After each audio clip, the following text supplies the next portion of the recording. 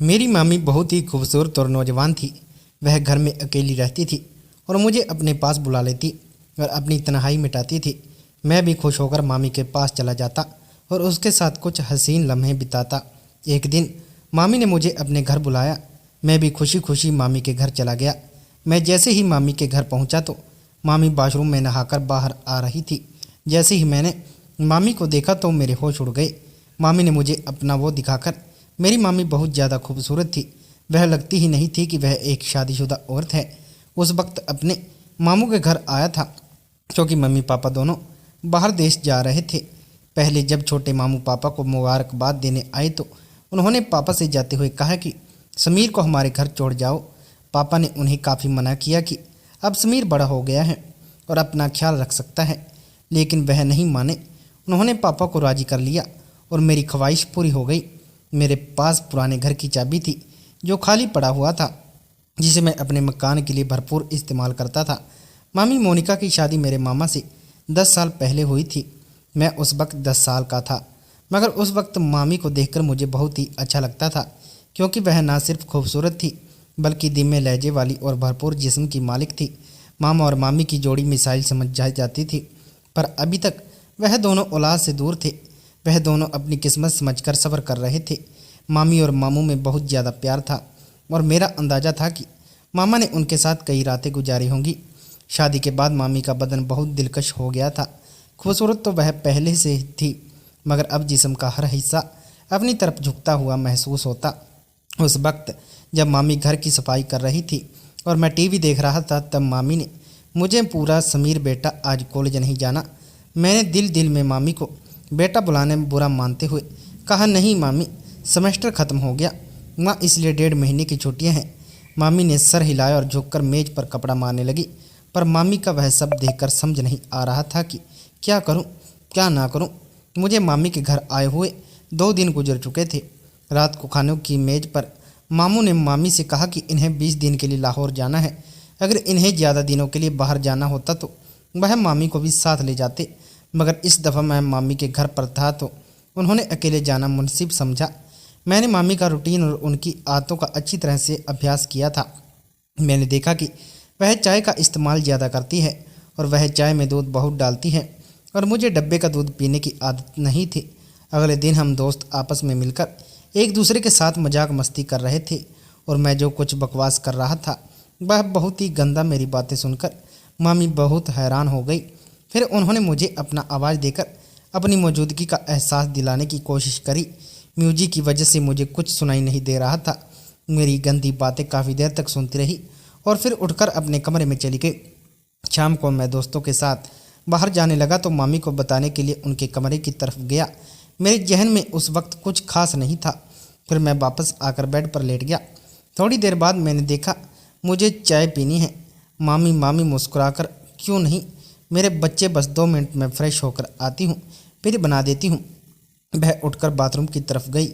मैं गैलरी में आकर बैठ गया और सामने लॉन और फूलों को देखने लगा। एक फूल मुझे पसंद आ गया। मैंने उसे करीब जाकर देखा और फिर उसे तोड़ लिया। मामी मुझे आवाज़ दे रही थी, मैंने जवाब दिया। मैं बाहर हूँ तो वह हाथ में ट्रे लेकर बाहर आई जिसमें 2 कप चाय थी। उन्होंने एक कप मुझे पकड़ाया और दूसरा खुद लेकर मेज पर रख दिया। मैंने वह फूल जो हाथ में पड़ा हुआ था मामी की तरफ बढ़ा दिया। मुस्कुराकर फूल मेरे हाथ से लिया और कहा, शुक्रिया मेरे बच्चे। मेरे सारे अरमानों पर पानी फिर गया था। मैंने मामी की तरफ देखा और कहा, मामी बोर नहीं होती आप सारा दिन घर में रहकर? मैं तो बोर हो गया हूँ, हम कहीं बाहर घूमने चलते हैं। मामी ने कहा, नहीं समीर, मैं तो तुम्हारे मामा के साथ हर जगह जाती हूँ, लेकिन मैं उनके बगैर कहीं नहीं जाती। मैं खामोश होकर चाय पीने लगा। रात के खाने के बाद मैंने एक मूवी लगाई और बैठकर देखने लगा। मामी भी मेरे साथ आकर बैठ गई और मूवी देखने लगी। मामी ने जब देखा कि यह वही बकवास हो रही है जो मैं दोपहर को गेम खेलते वक्त कर रहा था, तो उन्होंने कहा, अच्छा तो सारी गालियाँ और बकवास तुमने यहाँ से सीखी है? वह बोली, बेटा यह तो बहुत गंदी बात है, तुम बहुत गंदी ज़बान इस्तेमाल करते हो। शर्म से मेरे पसीने छूट गए। मामी ने फिर से कहा कि मैं तुम्हारे पापा से बात करूंगी कि तुम पर नज़र रखे, तुम हाथ से निकलते जा रहे हो। मैंने नज़र उठाकर देखा और मामी से कहा, गलती हो गई है मामी, मुझे माफ़ कर दीजिए। पर क्या करूं, सभी लड़के इसी तरह ही मूवी देखते हैं, मुझे भी उन्हें जवाब देना होता है। तो इस तरह की बातें मुंह से निकलती है। मेरी बात सुनकर मामी हंसने लगी और बोली कि डरो मत, मैं किसी से कुछ नहीं कहूँगी। मुझे पता है कि तुम लड़के इस तरह की बातें करते हो। अच्छा ठीक है, और कोई मूवी लगाओ। यह क्या लगाया हुआ है? तब जाकर मेरी सांस में सांस आई और मैंने मामी से पूछा कि मामी मैं कौन सी मूवी लगाऊं? उन्होंने कहा कि कोई इंडियन मूवी लगाओ। मैंने कोई इंडियन मूवी लगा दी। मामी मूवी देख रही थी और चोरी चोरी मामी को देख रहा था। मामी ने अपनी एक टांग उठाकर दूसरी टांग पर रखी और सोफे पर टेक बाजू से लगकर आराम से बैठ गई। फिर मैंने भी अपनी एक टांग उठाकर अपनी दूसरी टांग पर रखी। मुझे लगा कि मामी ने मेरी हरकत को नोट किया है और उनके चेहरे पर हल्की सी मुस्कुराहट आ गई। मैं भी मामी की तरह दूसरे कोने पर बैठा हुआ था। फिर मामी ने मुस्कुराते हुए अपनी पोजीशन सही की और मैंने भी उनको देखा और सही होकर बैठने में बेहतरीन समझी। मामी हंसने लगी और बोली, समीर तुम मेरी नकल उतार रहे हो। मैंने उनकी तरफ देखा पर हिलाया। उन्होंने थोड़ा सा गुस्सा करते हुए कहा, तुम मुझे क्यों तंग कर रहे हो? मैंने मुस्कुराकर कहा, आपको तंग करना मुझे अच्छा लगता है। वो बोली, क्यों? मैंने फ़ौरन कहा, कितने दिन हो गए ना, किसी की डांट खाई है ना किसी से जूते, ऊपर से आप बहुत ही बोर हैं। मेरी बात सुनकर उनके माथे पर बल पड़े थे। उन्होंने कहा, समीर क्या मैं वाकई बोर हूँ? तो मैंने कहा, पता नहीं, अकेला रहकर मेरा क्या होगा। मामी ने मुस्कुराते हुए कहा, तुम्हें मार खानी है तो मैं मार देती हूँ।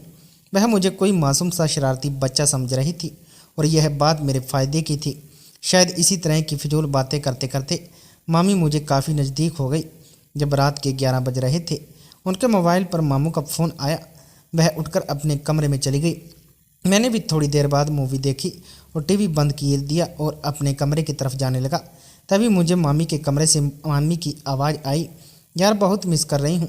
आपको पता नहीं कैसे गुजरेंगे यह दिन। पता नहीं दूसरी तरफ से क्या कहा गया, मगर जो बात मामी ने कह रही थी वह मेरे लिए किसी सरप्राइज से कम नहीं थी। सुबह मैं जल्दी उठा और फ्रेश होकर किचन की तरफ गया। किचन में कोई नहीं था। मैंने मामी के कमरे की तरफ जाकर देखा तो दरवाज़ा बंद था, यानी मामी सो रही थी। मैंने किचन में जाकर अपने लिए चाय बनाई, फिर कुछ स्लाइस गर्म करके मेज पर बैठकर नाश्ता करने लगा। मैं नाश्ता कर रहा था, तभी मामी के कमरे का दरवाज़ा खुला। वह बाहर निकली। मुझे देखकर थोड़ा सा शर्मिंदा होते हुए कहा, रात को नींद नहीं आई, बहुत देर से सोई थी, इसलिए सुबह जल्दी नहीं उठ सकी। मैंने मुस्कुराकर कहा, कोई बात नहीं, आपको नाश्ता करना है, चलो आज आपको नाश्ता मैं बना देता हूँ। वह बोली, तुम और नाश्ता? वाह क्या बात है। मैंने कहा, फ्रेश होकर आएँ, मैं नाश्ता बना देता हूँ, फिर बात करेंगे। मामी ने सर हिलाया और मुस्कुराती हुई दोबारा अपने कमरे में चली गई।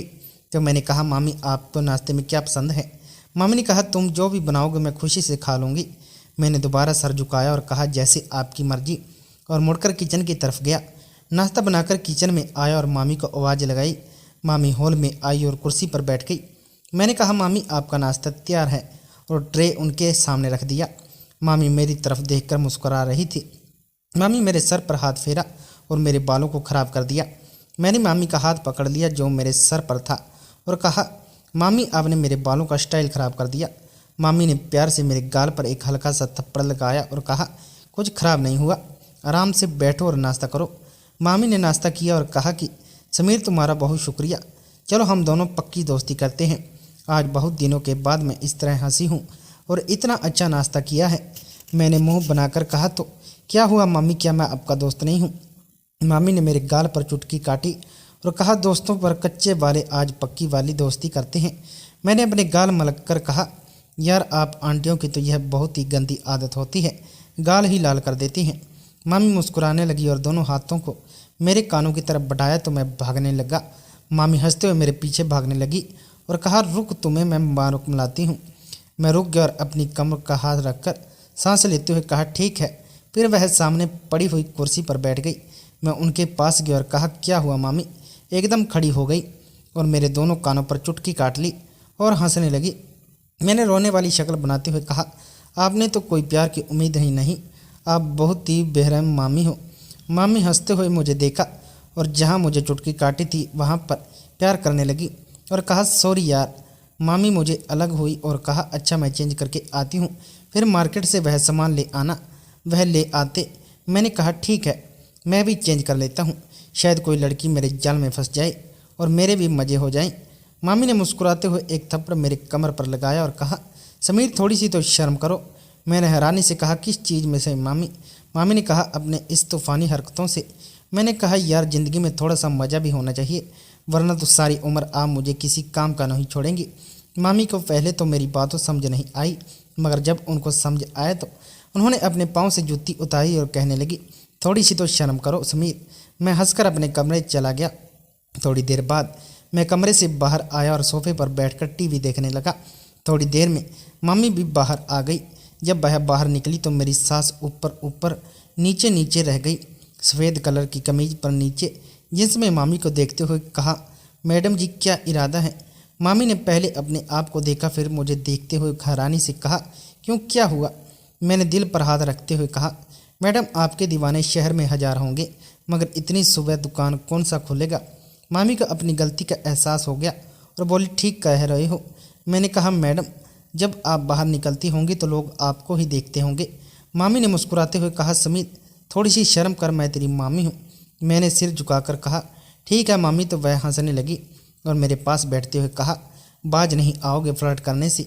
मैंने उनकी तरफ देखते हुए कहा, कौन सा बदकिस्मत आपसे फ्लर्ट करना नहीं चाहता? मामी ने मुस्कुराते हुए कहा, माफ़ कर यार। थोड़ी देर की खामोशी के बाद मामी मेरे करीब आई और बोली, सच में तेरी कोई गर्लफ्रेंड नहीं है? मैंने उनकी तरफ देखा और कहा, कोई आप जैसी मिली नहीं, वरना उसे गर्लफ्रेंड क्या अपनी लाइफ पार्टनर बना लेता, चाहे पापा को समझाना पड़ता। मामी ने मुस्कुराते हुए कहा, मैं अच्छी लगती हूँ आप तो? मैंने आशिक की तरह सर झुकाकर हल्का सा कहा, मुझे आप बहुत ही अच्छी लगती हैं। मामी ने कहा, तू बाज नहीं आएगा?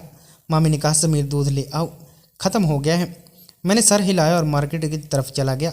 वापस आकर दूध के बर्तन को फ्रीजर में रखा और मामी को बताने उनके कमरे में गया, पर सामने जो मंजर था वह पागल कर देने के लिए काफ़ी नहीं था। मामी शायद नहाकर निकली थी और यह वक्त मुझ पर कहर बरसा रहा था और मेरी हालत ऐसी हो गई थी, टांगों में जान ही ना रही। मैं पलटने वाला था कि मामी ने आवाज़ देकर पूछा, ले आए हो दूध? मेरे हलक से तो जैसे आवाज़ ही नहीं निकल रही थी। मैंने सर हिलाया तो मामी आहिस्ता आहिस्ता कदमों से चलती हुई मेरी तरफ आई और मेरे चेहरे के नीचे हाथ रखकर कहा, क्या हुआ समीर? मैंने चेहरा ऊपर उठाया और उनकी आंखों में देखते हुए कहा, कुछ नहीं मामी। मामी ने मेरी आंखों में देखा और कहा, समीर सच सच बताओ, मेरा इस तरह तुम्हारे सामने आना अच्छा है क्या? मैंने सर हिलाया और दोबारा सर झुकाकर कहा, अगर आपको लग रहा है कि मैं आपकी तरह अट्रैक्ट हो रहा हूँ तो आप गलत हैं। मामी आपका जिस्म आपकी मोहब्बत का इजहार का जरिया है, लेकिन यह सब कुछ ठीक नहीं है। मामी ने एक लंबा सांस लिया और मुझे इस तरह देखा जैसे मैं दीवाना हूँ। मैंने दोबारा सर उठाया और कहा, पर मैं यह भी नहीं चाहता कि आप थोड़ी देर के लिए मुझे अपनाएं और फिर ज़िंदगी भर के लिए मुझे अपने दीदार से महरूम कर दें। मामी के लिए बहुत निर्णय, फिर भी वह एक तरफ बेड पर बैठ गई और कहा, मेरे पास आओ और यहाँ बैठो। मैं आराम से चलता हुआ उनके पास बैठ गया। उन्होंने मेरा हाथ पकड़कर अपने दूसरे हाथ पर रखा और कहा, समीर जो मिल जाए उस पर शुक्र करना चाहिए। मामी के जहन में क्या चल रहा था और उस वक्त वहाँ से मैदान जंग छोड़कर भाग जाने वाली बात थी। मैं सुकून से कमरे में वापस आ गया। तभी मुझे लगा कि मामी अंदर रो रही है। उनकी सिसक की आवाज़ बाहर तक आ रही थी। मैं दरवाजे के पास गया और कहा कि आप ठीक हैं? अंदर से कोई जवाब नहीं आया, बस सिसकने की आवाज़ बंद हो गई। मैंने फिर पूछा, मामी क्या बात है, आप रो क्यों रही हैं? अंदर से आवाज़ आई, समीर मैं थोड़ी देर के लिए अकेली रहना चाहती हूँ, प्लीज़ अपने रूम में चले जाओ। मैंने कहा, ठीक है, आप ठीक तो है ना मामी? मामी ने कहा, मैं ठीक हूँ। मुझे कुछ समझ नहीं आ रहा था कि आगे क्या करना है। मैं जल्दी से वापस आ गया। फिर कुछ देर बाद मामी भी फ्रेश होकर बाहर आई और मुझसे माफ़ी मांगने लगी। उस दिन के बाद से मैंने मामी का बहुत ज़्यादा ख्याल रखना शुरू कर दिया, क्योंकि वह बहुत ही तन्हाई का शिकार हो गई थी और मुझे प्यार करने लगी थी। मैंने फ़ोन करके मामू को वापस बुला लिया। मामी जवान और खूबसूरत औरत थी, इसलिए वह अपनी तन्हाई को मिटाने के लिए बहुत ज़्यादा तरस रही थी। लेकिन यह शुक्र है कि हम दोनों में इस तरह का कोई भी ताल्लुक़ कायम नहीं हुआ। कुछ दिन मैंने मामी के सर गुजारे और फिर मेरी मामी घर वापस चला गया। मैं अपने घर वापस चला गया। मेरा सभी लोगों का यही कहना है कि हमेशा घर में किसी के सहारे अपनी बहन या बीवी को अकेले छोड़कर ना जाएं, क्योंकि शैतान कभी भी इंसान को बहका सकता है और शैतान के बहकावे में आकर यह गलती इंसान कर बैठता है। लिहाजा यह काम करने से पहले 1000 बार सोचें, क्योंकि आप लोगों के घर टूट सकते हैं। मर्दों को गुजारिश है कि वह अपनी बहन या बीवी को किसी के भरोसे के छोड़कर ना जाएं। दोस्तों, आपको आज की हमारी कहानी कैसी लगी कमेंट करके ज़रूर बताना, और आप इस चैनल पर नए हैं तो चैनल को सब्सक्राइब करना मत भूलना।